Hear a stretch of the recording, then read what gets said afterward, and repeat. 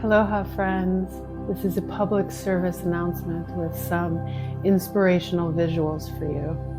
I believe we create our reality, that we are the architects of our lives, and that by sharing our unique gifts and energy intentionally, that we can dissolve cruel, ugly, and long-standing paradigms and grow thriving, healthy, and genuine existence that honors our differences, diversity, and promotes our freedom and evolution. We all have magnificent talents and efforts that we bring to our family and our communities. It's critical now more than ever that we are generous with our attention and our intrinsic value. One of the ways that I offer inspiration is through the visual arts, and two of my favorite meaningful things to behold are mandalas and hands. Mandalas are the patterns of the universe. They are present in every culture, religion, and have been created throughout every era of human history, often with great purpose and intention. They inspire awe, community, connection.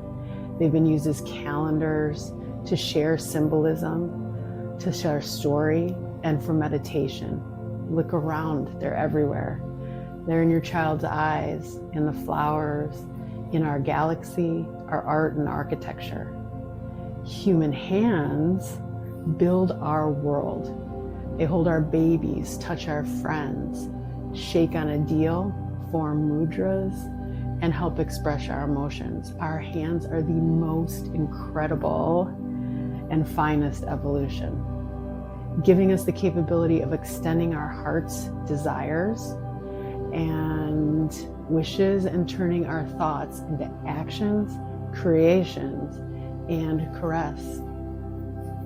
We all have hands, and yet no two are the same. Hands and mandalas are highly patterned, completely unique, pleasing and flexible, sometimes violent and sometimes magical.